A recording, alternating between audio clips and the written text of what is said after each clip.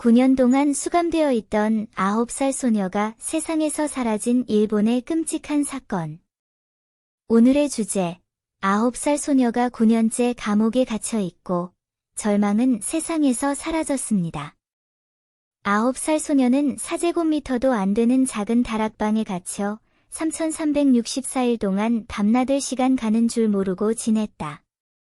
그녀의 인생에서 가장 평온한 세월은 이 비좁은 세상에 갇혀 있었다. 은폐의 베일이 거친 것이 우연의 일치가 아니었다면 이 재앙이 얼마나 오래 지속될지 모르겠습니다. 사건의 배경이 추적됩니다.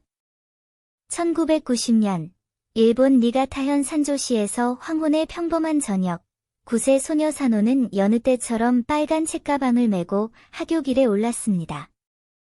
그러나 이 이별은 그녀와 그녀의 가족 사이에 9년간의 별거가 되었습니다.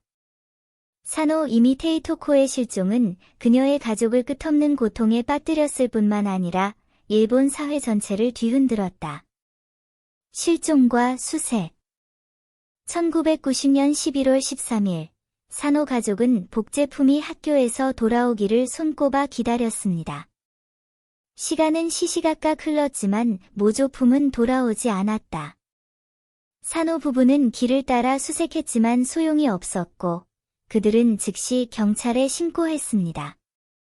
경찰은 초기에 100명 이상에서 300명으로 늘리는 등 신속하게 인력을 조직하고 대대적인 수색을 벌였지만 모조품의 흔적을 찾지 못했다. 경찰은 공신력을 지키기 위해 초등학생 실종 대책본부를 설치해 사노 씨 부부도 누군가 단서를 제공해 주길 바라는 마음으로 전단지를 대량으로 인쇄했다.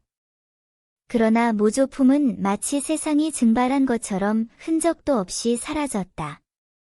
구조의 최적의 시기는 지나 희망이 희미해지고 있지만 사노 씨 부부와 열심인 사람들은 포기하지 않는다.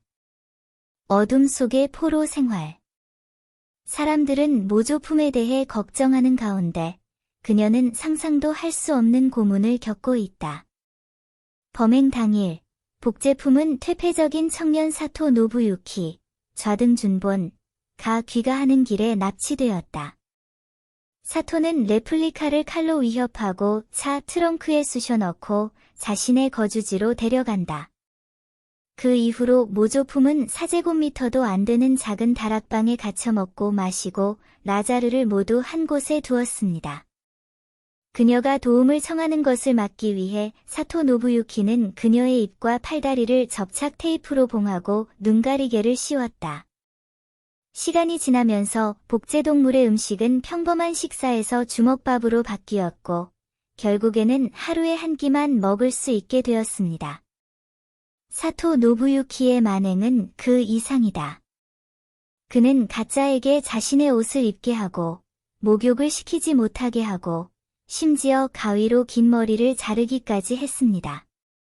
시뮬런트들은 엄청난 육체적, 정신적 고문을 당하지만 그녀는 탈출할 기회를 찾지 못한다. 어머니의 용기와 폭로. 1996년, 사토 노부유키, 좌등신 정수의 어머니는 오랫동안 가정폭력에 시달렸기 때문에 가시와자키, 서화기, 보건소에 도움을 청했다. 보건소 직원은 상황을 확인한 후 사토 노부유키 씨를 병원에 보내 치료를 받았습니다. 그러나 이로 인해 사토 노부유키의 어머니에 대한 태도는 나아지지 않고 오히려 짜증이 났다. 1999년, 사토의 어머니는 다시 바깥 세상으로 눈을 돌리기로 결심했다. 정신과 의사에게 상담한 후 그녀는 사토의 강제 치료를 위해 카시와자키 보건소에 신청하기로 결정했다.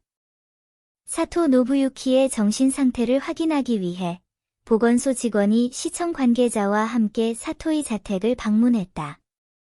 이 방문으로 9년 동안 지속된 사토 노부요부, 좌등신신의 범죄가 밝혀졌다. 직원들은 사토의 침실에서 담요에 쌓인 소녀를 발견했는데 그 소녀는 다름 아닌 오랫동안 실종된 사노 이미타코였다. 사건 조사 및 재판. 시사범은 구조된 후 즉시 병원으로 옮겨져 치료를 받았다. 치료 후 위험은 벗어났지만 몸 상태가 매우 나쁘고 뼈에 문제가 생기며 다리를 똑바로 설 수 없었습니다. 산호 부부가 그 소식을 가지고 병원에 달려갔을 때 그들은 그 삐죽삐죽한 소녀가 자신들의 딸이라는 것을 거의 알아볼 수 없었다. 이후 경찰은 사토 노부유키의 집을 수색해 그를 체포했다. 신문 과정에서 사토 노부유키는 1990년 11월 13일 리플리컨트를 납치한 과정과 그 후의 감금 행위의 전 과정을 자백했다. 사토 노부유키, 좌등신목의 행동은 대중의 분노를 샀다. 사람들은 경찰의 무대응에 항의하면서 조사가 좀 더 진지하게 이루어졌더라면 비극을 피할 수 있었을 것이라고 주장했다. 대중의 분노를 가라앉히기 위해 일본 경찰청장은 대중에게 사과하고 사임했으며 관련된 다른 경찰관들은 처벌을 받았다. 그러나 사토 노부유키의 판결은 산호 부부가 받아들이기 어려웠다. 그는 단지 14년형을 선고받았다. 산호 부부는 사토가 더 가혹한 처벌을 받기를 바랐지만 그는 결국 14년형을 선고받고 2015년 4월에 석방되었다. 감옥에서 석방된 지 2년 후 사토 노부유키, 좌등수모는 지바현에서 병으로 사망했다. 결론, 사회적 성찰과 경계. 팡츠의 이야기는 많은 영화와 텔레비전 작품으로 각색되었고 그녀의 비극적인 경험은 많은 부모들에게 경각심을 불러일으켰다.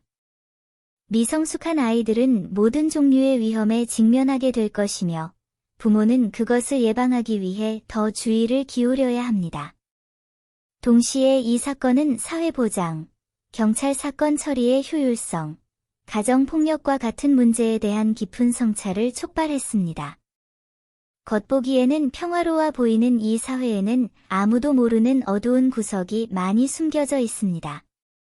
우리는 항상 경계하고 자기 보호에 대한 인식을 강화하고 주변 사람들의 안전과 건강에도 주의를 기울여야 합니다.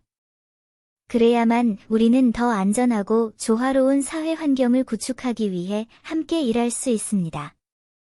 이것에 대해 어떻게 생각하십니까?